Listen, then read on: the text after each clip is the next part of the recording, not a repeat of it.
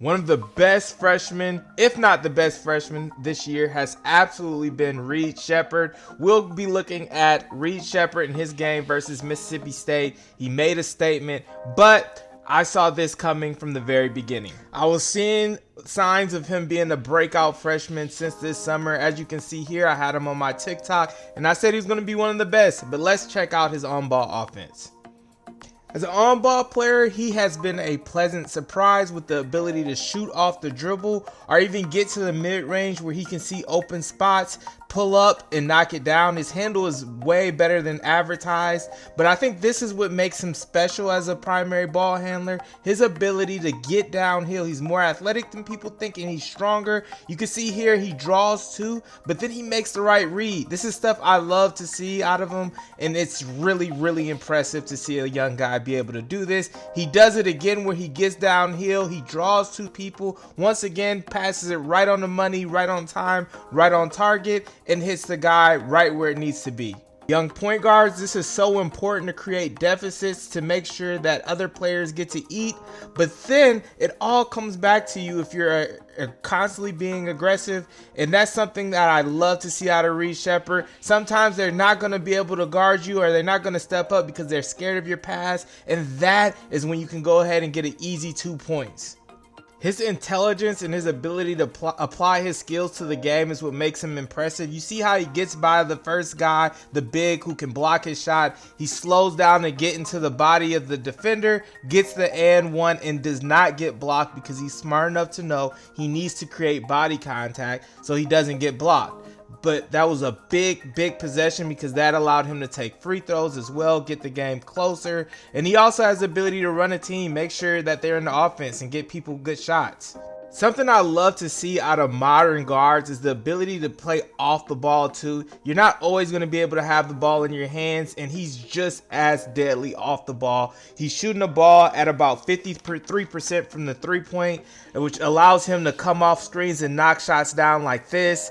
He has the ability to spot up in the corner if there's another point guard running the show. He's elite off the ball when it comes to his movement as well. You can see him sliding, and because he's such a great shooter, it makes people do bad closeouts, and that ends up helping him finish with floaters or layups.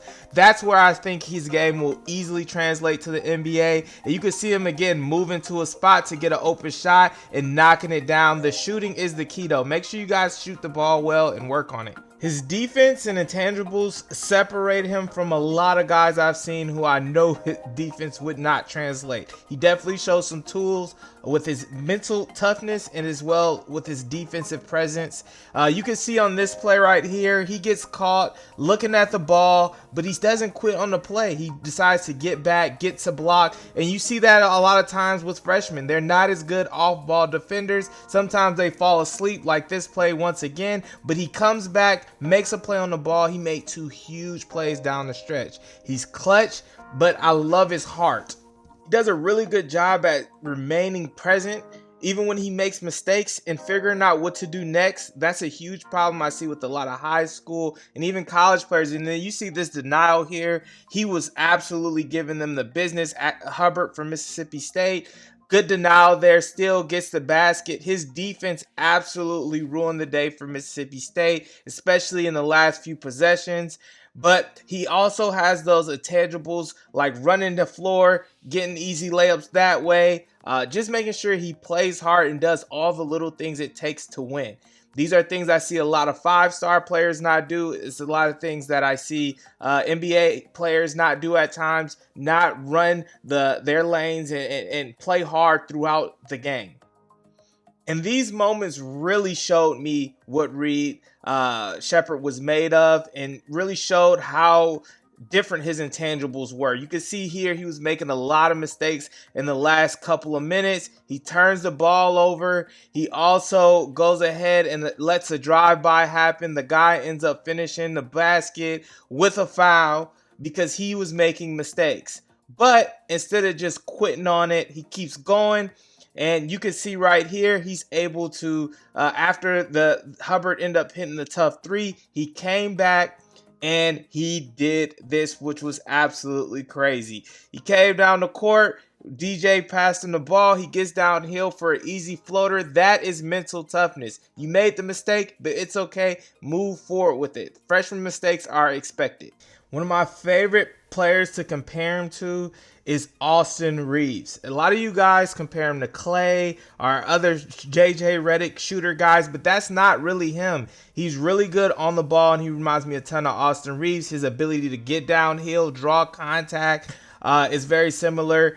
He's really good at playing out of the pick and roll, changing speeds, and they actually move very similar as well. They move a little higher up.